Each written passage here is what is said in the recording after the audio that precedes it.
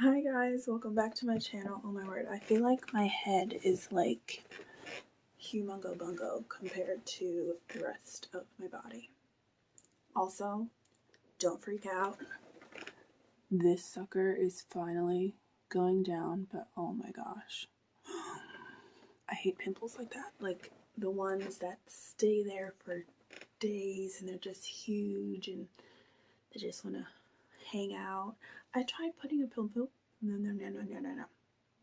I tried putting a pimple patch on it, but I feel like that's not helping. So, I don't know. I think I'm just gonna have to do the treatment that I would do tonight and hope that it's better in the morning. I don't want to put another pimple patch on it and like continuously dry it out because I need to put makeup on there and I don't want crusty makeup. So, yeah. That's my life.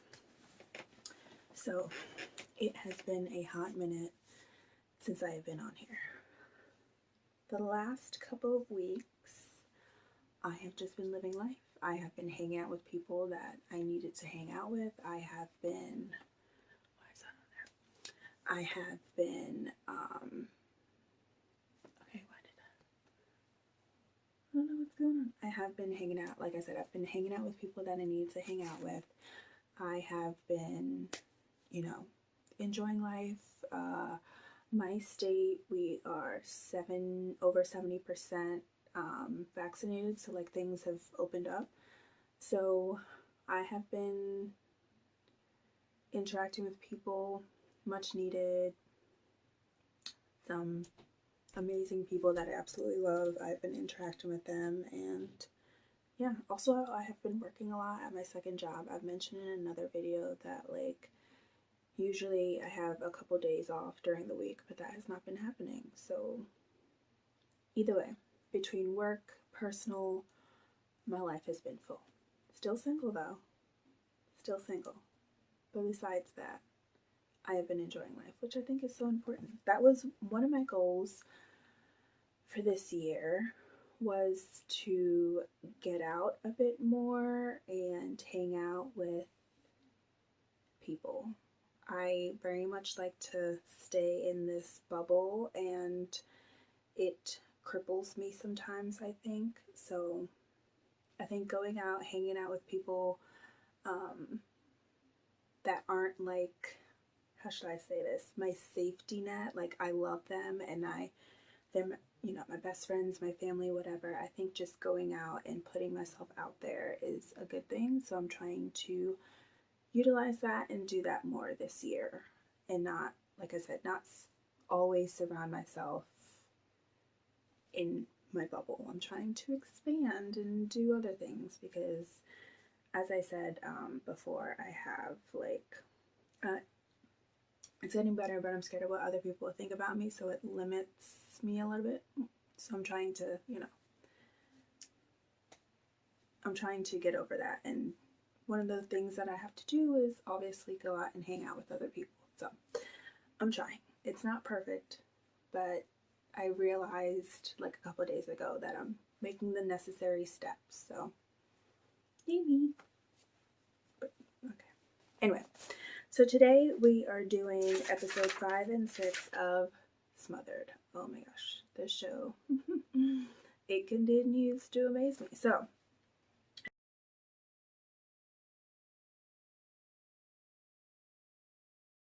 episode 5 is called Losing My Best Friend. Shameful. So first we start off with Lauren and Lisa, mom and daughter from Louisiana. Yes. So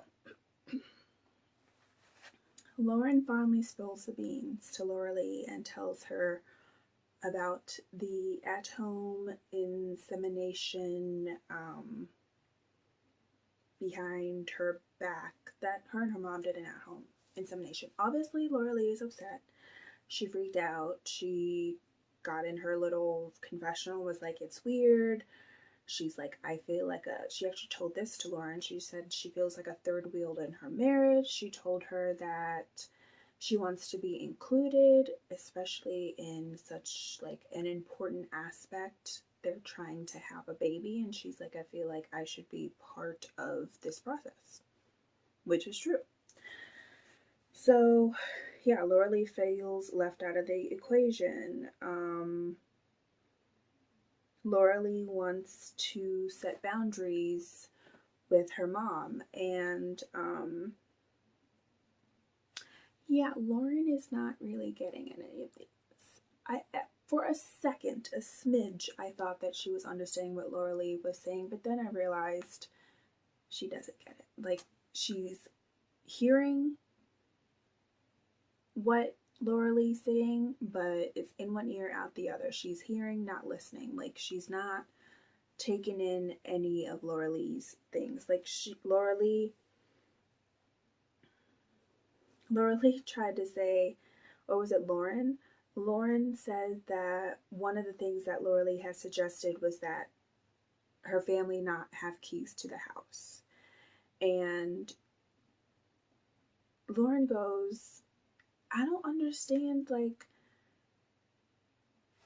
having keys to the house is different than helping with family. I don't know what she, like, I don't think I grasped what she was trying to say. Like, Laura Lee tried to establish that boundary of, I don't want people coming over to our house willy-nilly. Let's not give them keys. Lauren is saying, well, that is one boundary, but, excuse me, not allowing my mom to help is another boundary. And I'm like, there's a completely different boundary line between, I don't want you guys come over whenever you want, therefore you can't have keys, and being like, your mom shouldn't be helping with this process. That's when I figured out that Lauren really, she wasn't understanding what Laura Lee was saying. She was trying to like say that they're the same thing, and it's like, no, they're not. Okay. So another fallout from this whole at-home insemination thing was that Lauren and her mother actually chose a different donor. So I guess Lauren and Laura Lee beforehand had chosen a donor, and this was a donor that they were choosing consistently, and this time they chose a completely different donor. So can you believe that if the test was positive, not only did you do an at-home insemination, it was with your mom, but you also chose a different donor? These are aspects where obviously Laura Lee would feel left out. I don't know how she wouldn't. I'm confused. Okay. So, later on,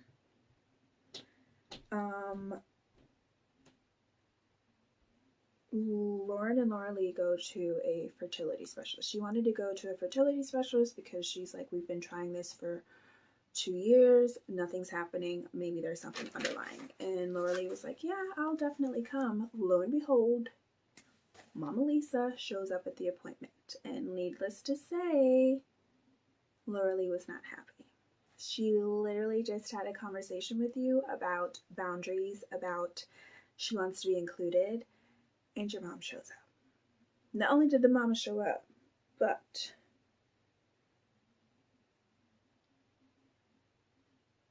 Lisa suggested that she carry the baby. Now Lisa. What? First of all, I like to point out, when Laura Lee saw Lisa, her entire body language changed, okay?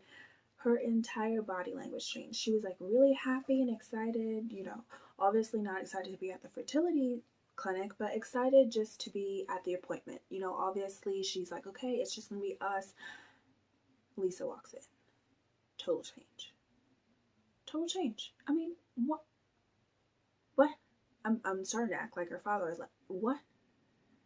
And then, like Laura Lee said, like, you just had this conversation, and Lord knows how many days later, you're doing the exact opposite of what I asked you to do. Like, no. No.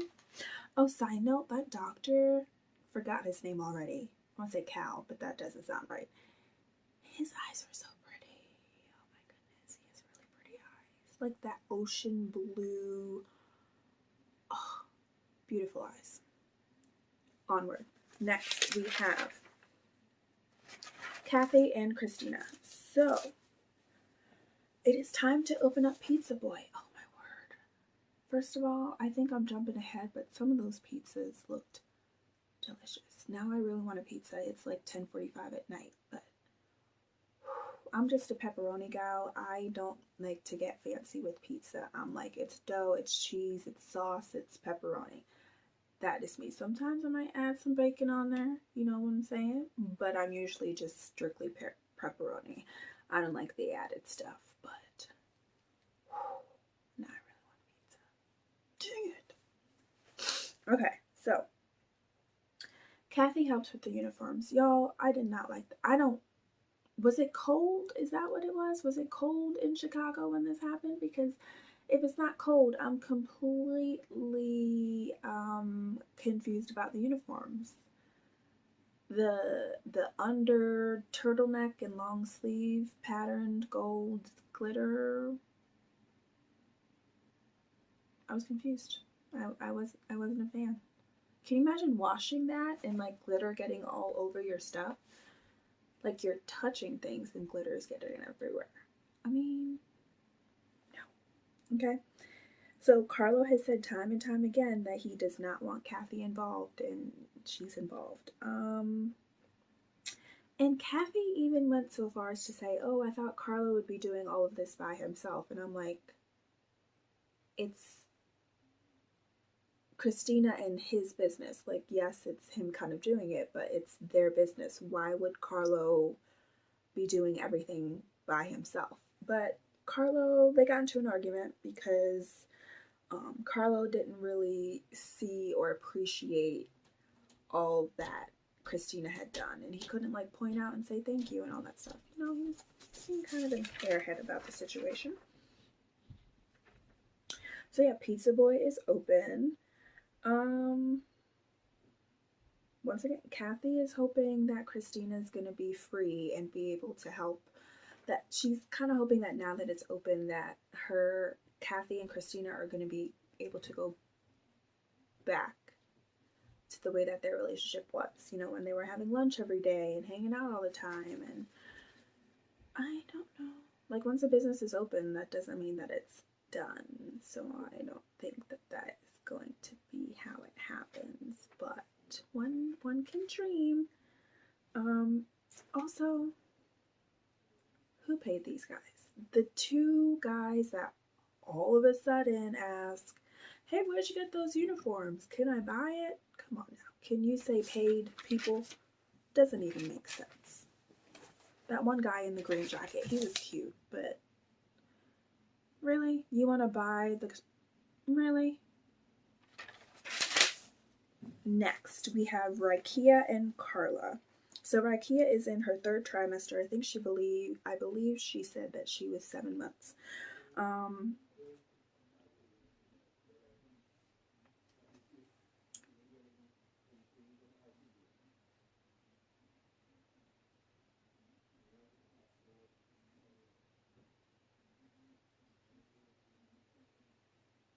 Okay, so Rykia and Karla, it is getting, sorry for the pause, it is getting harder for them to do things together.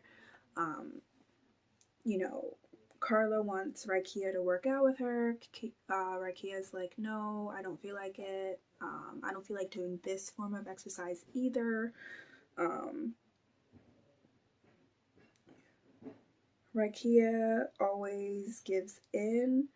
I think Rykia was saying that she always feels like she gives in to whatever her mom asks, but she's like, that's not happening anymore. And then Karla is just wishing that pregnancy wasn't changing the relationship. Like, pregnancy is not easy. Things are going to change.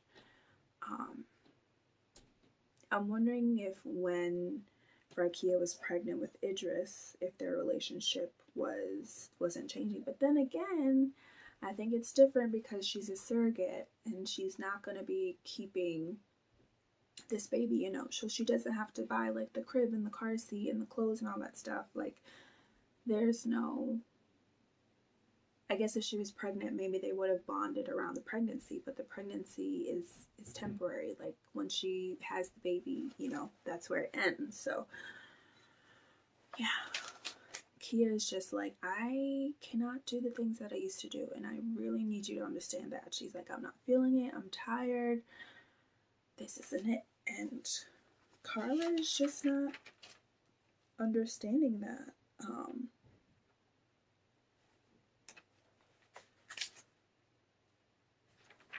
Yeah. So then, Kia feels like her mom is trying to relive how everything used to be. Her mom would be like, oh, well, when we used to do this, and Kia's trying to remind her, like, yes, we used to do that, but things have to change. Karla feels like they're drifting apart, which I guess they are, and Karla suggested that they go shopping, and it was fun at first, but they obviously went to the wrong place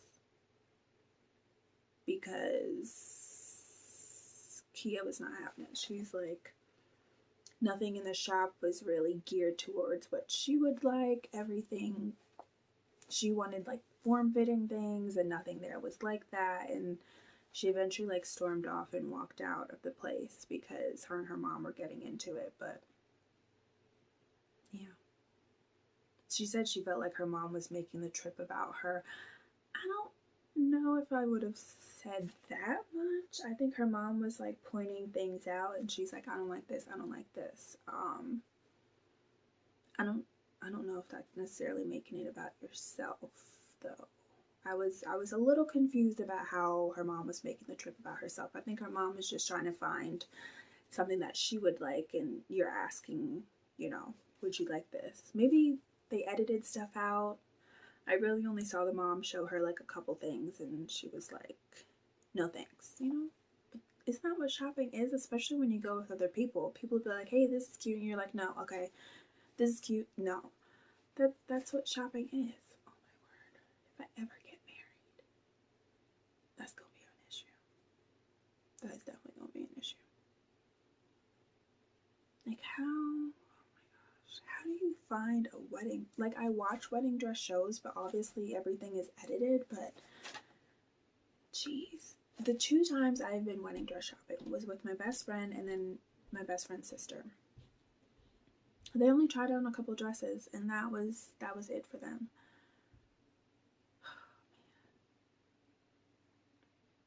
Hopefully I'll get to experience it someday, but I don't know. Anyway, yeah, that's basically the gist of Rykia and Karla in this episode. They're both on different pages. Like, they feel like their relationship is changing. Rykia's like, I don't like this. She's like, you know, we're not going to be able to do everything like we used to, and her mom doesn't want things to change. So, next up, Dawn and Cher.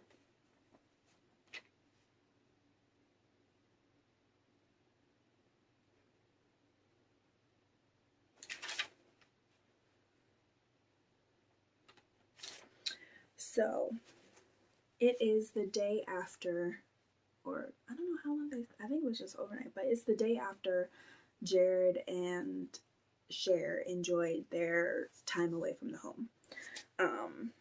Cher just kept saying it was so fun. She also said that she didn't want to spoil the evening by asking Jared if she and Bella could stay, because she knows that is going to be like a little bit of a touchy subject, so she didn't want to spoil the evening. Also, she's asking the day before they're supposed to go back to New York, she's asking Jared if they could stay. Why didn't you ask this before? That is very, like, abrupt to be asking the day before going back, hey, by the way, can we stay an extra day? Or an extra few weeks? Yeah. It was so awkward when she was trying to, like, butter Jared up to ask him about staying. First of all, they were sitting and his arm was, like, around her, and she's like, hey, there's something I have to ask. I don't know how to ask this. And he, like, removed his arm, and I was like, ugh, this is awkward. Like, his whole demeanor changed when she said that. And so she finally asked, and his first answer was like, absolutely not. Absolutely not. And he kind of went into explaining why he didn't want her to. Basically, this is the first time that he would be away from Bella. They're always together. They're always in the house. And this is the first time that he's not going to be around her. And he's like, I don't want to miss anything. I don't want to miss any firsts. I don't want to miss anything. And, but the wheels were turning in Jared's head. And he was like, wait a second. Wait a second. He's like, is this why we got that place yesterday? Is this why we had our alone time? And he's just like listing all these things. Like, was this a plan all along? Was this your intention? And he was like, were you scheming with your mother? And she's like, no, I wasn't scheming. Like, I didn't know she was going to get that place. Like, I didn't know anything.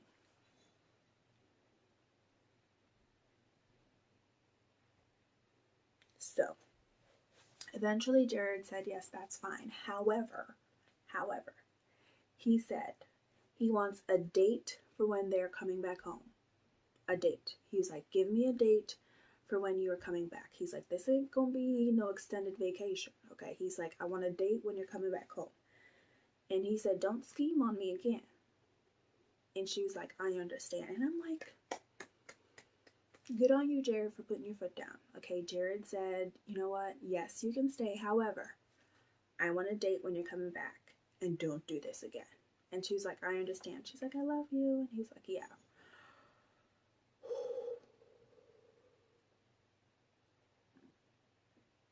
But at the end of the day, Jared is just worried that Bella's gonna forget him. But that's his twin. Like, how could she ever forget him? That's his whole twin. But they are so cute. She is so adorable. But yeah, that was episode 5. Episode 6 is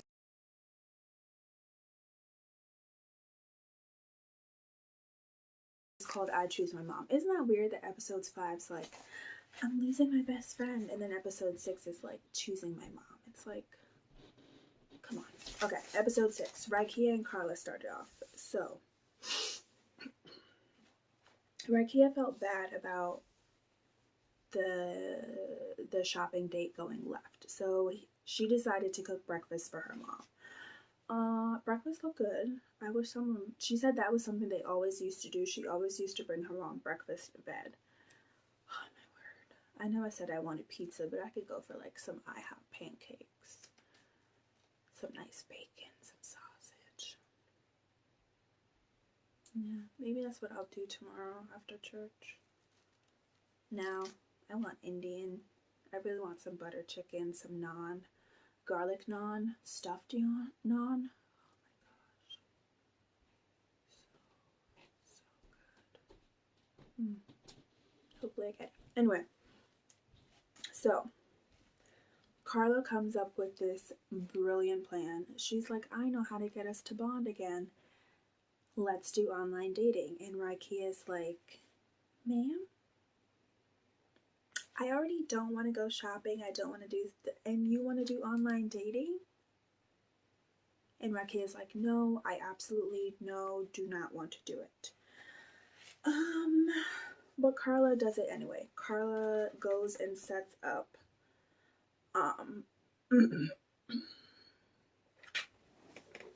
Karla goes and sets up a profile for her, and she's just like, I'm like, why aren't you listening to your daughter? She's telling you no so many times, but Karla's just thinking, oh, wouldn't it be nice if we could both fall in love? We could do dating. We could try to find somebody at the same time. And Rykia was just like, no, I don't want any of that. But off to the side, Karla had already set up a date. I guess she had already set up a profile. Like, they wanted to, she later on tells Kia, hey, I have a double date for us. And Kia's just like, no. Kia's like, you need to respect my wishes, respect my boundaries. She's like, if you want to go do it, go ahead, but I do not want to do this.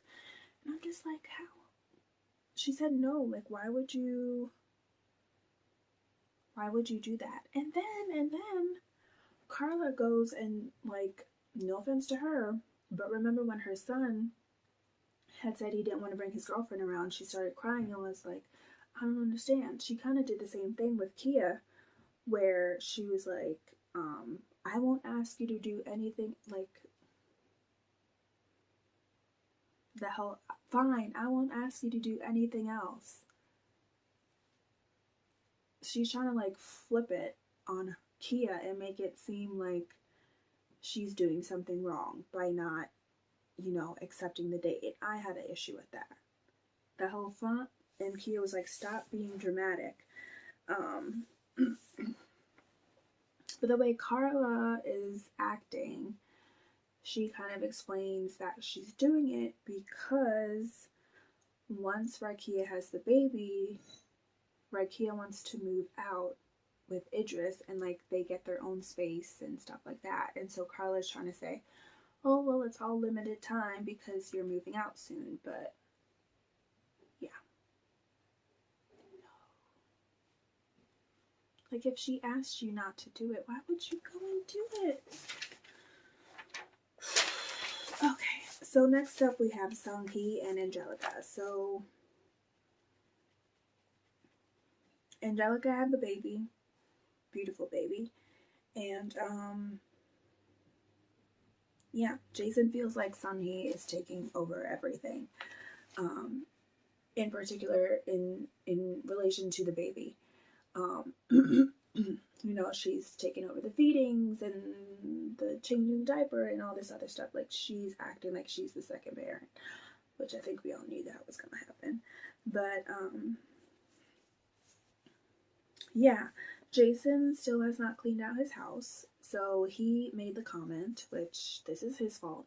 He made the comment that he needed an army to come and help him clean out the place. So Sunhe hired an army. She hired some guys that'll like come and take care of the big stuff and help clear out anything. You know, if you've ever watched Hoarders, they have like those group of people come in and help take stuff out. And so, sorry, I fell asleep. Gotta pause. Okay, as I was saying, sorry, I'm opening up the bag. And opening the can.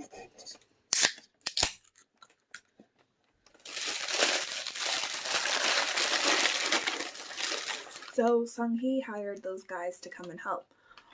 But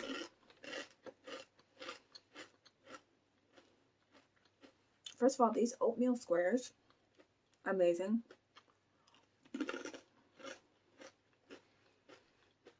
I don't like regular oatmeal. I think it's disgusting. No offense if you eat oatmeal. But these oatmeal squares, so good.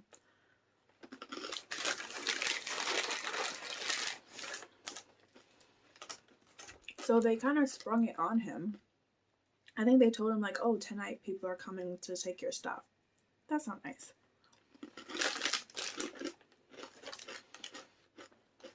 But Angelica tried to say like, you have had this whole time to clean up and you haven't. And Jason kind of blamed the baby, according to Angelica.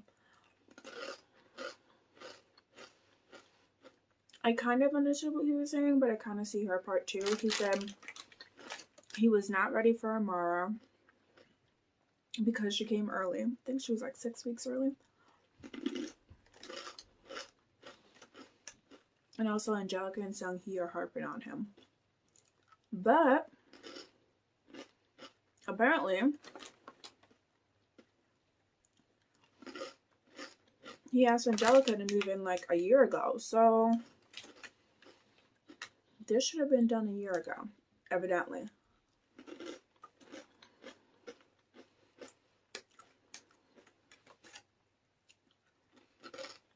Jason's comment about the baby really upset Angelica.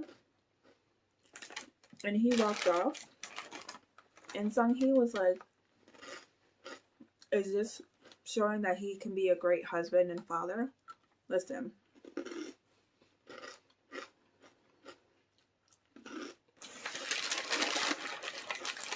I understand that this is like affecting him and Angelica, but I don't agree with her saying that he's going to be a bad father. Like, yes, he should have cleaned up the house, but saying he's not going to be a good father because of it, going too far. So, Jason's on a timeline. Apparently, Sunhe and Angelica's lease is up in 2 days, so they have like 2 days to move in. And eventually they get into an argument because this man's garage. What in the world, Jason? I thought the inside of the house was bad, but the garage? You couldn't even park a car in there. Like, this man was going to end up on Hoarders Buried Alive. What in the world? So basically, him and Sunhe got into it. And Sunhe said something. So Jason, shot something back. And Angelica was like, you don't have to say something when she says something. My whole thing is, check your mom too. And don't just be coming after Jason saying you don't have to say anything. Your mom doesn't have to say anything either. Like, you already know that there's tension between them. Sunhe knows what she's doing when she makes these little comments. Talk to your mom as well.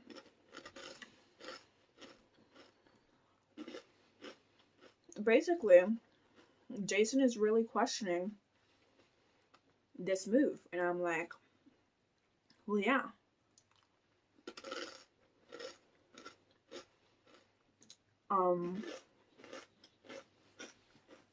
He should have only asked Angelica to move in. And he probably should have put his foot down and said, you're moving in, but not your mom. But whatever. I don't know. Like, I know for me, I probably would have bounced a long time ago. The closeness is just too much. Okay. Next up, we have Lauren and Lisa. So,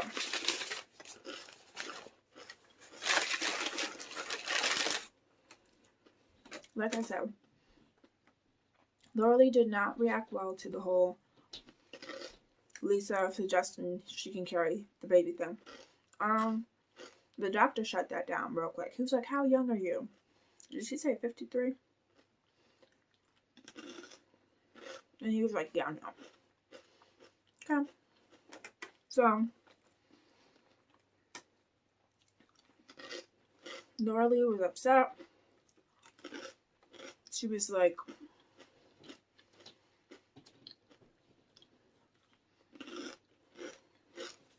Laura Lee basically said that she's willing to carry the baby, and she's like,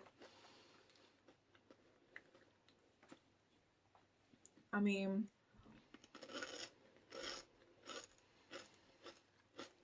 sorry, I'm just gonna get one more handful. Laura Lee was basically like, I'm willing to carry the baby. And Lauren Kahn said, oh, I didn't know. How would you know? You talk to your mom about everything. Have you even, like, talked to Laura Lee? That's your issue right there. I mean, I think obviously if she had expressed to Laura Lee, like, I wonder if it's me carrying, like, is that an issue? I think Laura Lee probably would have been like, well, I can always try. But you didn't give her the opportunity. So,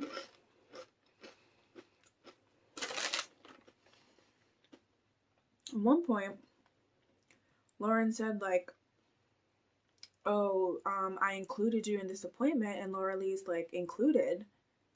That's not the right word. Like, I should be at the appointment. It shouldn't be including. Laura Lee harped on the including part because she's like, it seems like it's an appointment for you and your mom, and then you're just tying me in just because. And Lauren started crying. And Lisa stuck up for her. And Laura Lee was basically like, this always happens. It's always 2 and 1.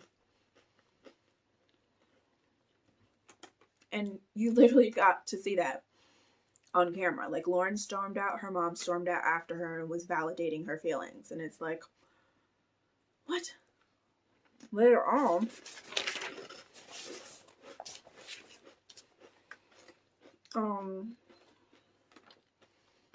because of the argument, Lauren decided to go back and stay with her mom. And they try to get sympathy from their father that they were right about the situation. And Lauren was like, oh, I didn't invite mom. I just told her where we were going, at what time, who the doctor was. I just gave mom all the information. I didn't expect her to show up. Like, what? You already know how your mom is. So you're telling me you gave your mom the address, who the doctor was, what time it was, all this stuff, and you didn't expect your mom to show up? And she was like, it was just an assumption.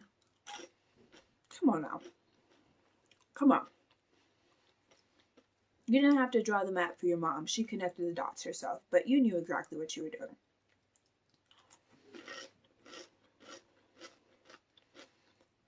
So, Lauren's father, Papa, was basically like, all these conversations that you keep having with your mama, you need to have them with Laura Lee. She's like, that is your partner. And of course, Lauren and her mom weren't listening. And they're like, Dad is overreacting. He doesn't even understand.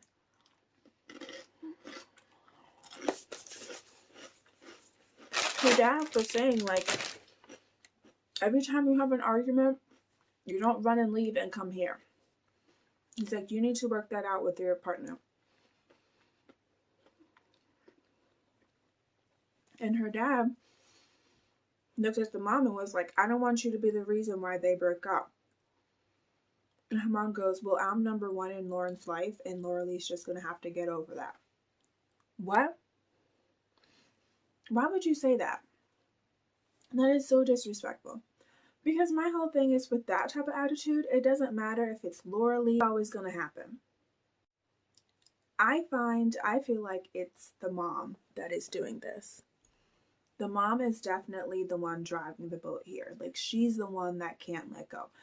I think Lauren feels guilty about certain things, but her mom validates her, and so everything goes out the window. The mom is the problem. That's all I have to say about this. Lastly, we have Cher and Dawn. Listen, I like them, but they're not really... They weren't doing much in these last few episodes. All I have to say is number one, they're doing a mask, but they're putting mask on top of makeup. That defeats the purpose. That's dumb. And it seems like Cher is an esthetician, so I'm not really sure why you would do that. Doesn't make sense to me at all. You put a mask on top of heavy caked on makeup. Okay. And then basically, Cher's best friend came over. Turns out she's a dentist, and Cher wants to take Bella to her friend because Bella obviously needs to go to a pediatric dentist. And yeah, she's a little bit worried about taking Bella to that appointment because she's like, Jared won't be able to be there. And of course, Dawn is in the background being like, that's not something that he wants to go to. Like, it's when I first took you to your dentist appointment, your dad wasn't there. Or when I took you to doctor's appointments, your dad wasn't there. That is your husband, sis. This is Jared. Okay, don't loop them together. Okay, Jared specifically said no first. I think going to the dentist is a first, don't you? He specifically said, I do not want to be left out. Don't do all these things without me. And you're already doing them. I already know Jared's going to be mad. So, yeah. That's the end of this recap, episode 5 and 6. Listen, these mothers are wildin', okay? Wildin'.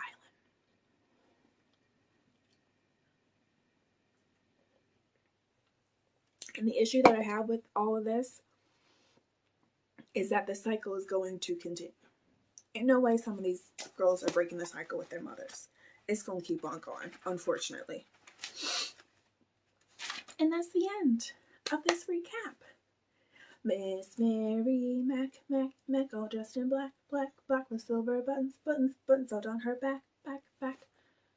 She asked her mother for 50 cents to see the elephants. What happens after that? I'm gonna have to look it up. They don't play hand games like they used to. You know what I'm saying?